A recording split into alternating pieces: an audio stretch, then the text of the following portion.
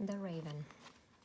Once upon a midnight dreary, while I pondered, weak and weary, over many a quaint and curious volume of forgotten lore, while I nodded, nearly napping, suddenly there came a tapping, as of someone gently rapping at my chamber door.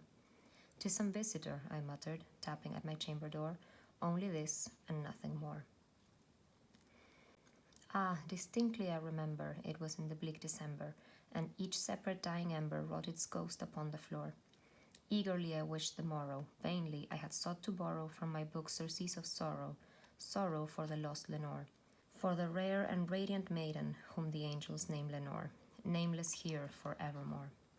And the silken, sad, and certain rustling of each purple curtain thrilled me, filled me with fantastic terrors never felt before, so that now, to still the beating of my heart, I stood repeating, "'Tis some visitor entreating entrance at my chamber door, some late visitor entreating entrance at my chamber door.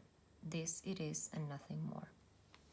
Presently my soul grew stronger, hesitating then no longer. "Sir," said I, "or madam, truly your forgiveness I implore.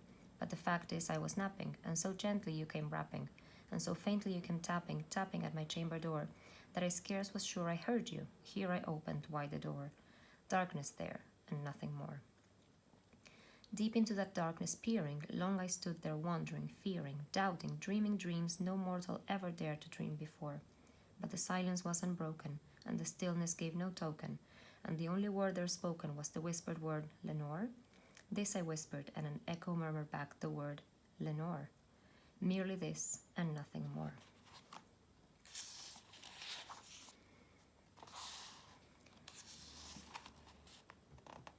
Back into the chamber turning, all my soul within me burning, soon again I heard a tapping somewhat louder than before. "Surely," said I, "surely that is something at my window lattice. Let me see then what thereat is, and this mystery explore. Let my heart be still a moment, and this mystery explore.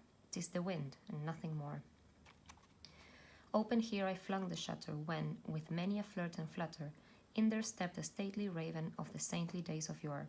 Not the least obeisance made he, not a minute stopped or stayed he, but with mien of lord or lady perched above my chamber door, perched upon a bust of Pallas just above my chamber door, perched and sat, and nothing more. Then this ebony bird beguiling my sad fancy into smiling, by the grave and stern decorum of the countenance it wore, "Though thy crest be shorn and shaven, thou," I said, "art sure no craven, ghastly grim and ancient raven wandering from the nightly shore.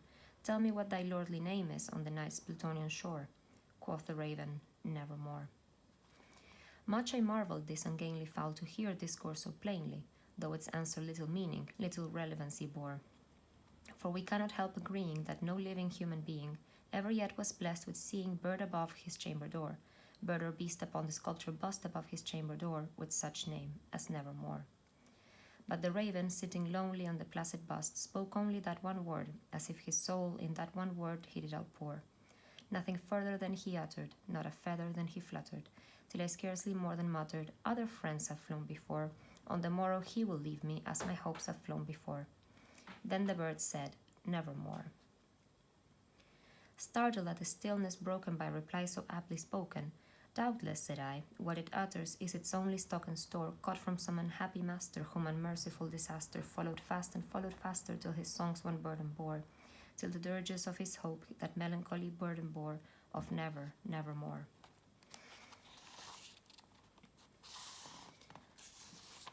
But the raven still beguiling all my fancy into smiling, straight I wheeled a cushioned seat in front of bird and bust and door. Then, upon the velvet sinking, I betook myself to linking fancy unto fancy, thinking what this ominous bird of yore, what this grim, ungainly, ghastly, gaunt, and ominous bird of yore meant in croaking nevermore.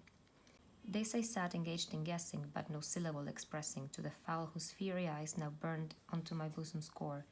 This and more I sat divining, with my head at ease reclining on the cushion's velvet lining that the lamplight gloated over, but whose velvet violet lining with the lamplight gloating over she shall press, nevermore. Then methought the air grew denser, perfumed from an unseen censer, swung by seraphim whose footfalls tinkled on the tufted floor.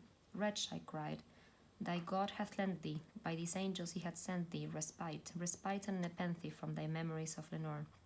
Quaff, oh quaff this kind nepenthe, and forget this lost Lenore." Quoth the raven, "Nevermore." Prophet, said I, thing of evil, prophet still, if bird or devil, whether tempter sent, or whether tempest tossed thee here ashore, desolate yet all undaunted, on this desert land enchanted, on this home by horror haunted, tell me truly, I implore, is there balm in Gilead? Tell me, I implore. Quoth the raven, nevermore.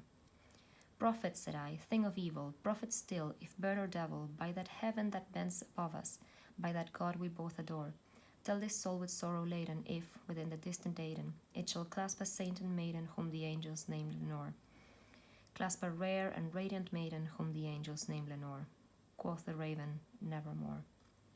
Be that word our sign of parting, bird or fiend, I shrieked, upstarting. Get thee back into the tempest and the night's Plutonian shore. Leave no black plume as a token of that lie thy soul hath spoken. Leave my loneliness unbroken, quit the bust above my door. Take thy beak from out my heart, and take thy form from off my door. Quoth the raven, nevermore. And the raven, never flitting, still is sitting on the pallid bust of Pallas just above my chamber door. And his eyes have all the seeming of a demon's that is dreaming, and the lamplight o'er him streaming throws his shadow on the floor. And my soul from out that shadow that lies floating on the floor shall be lifted nevermore.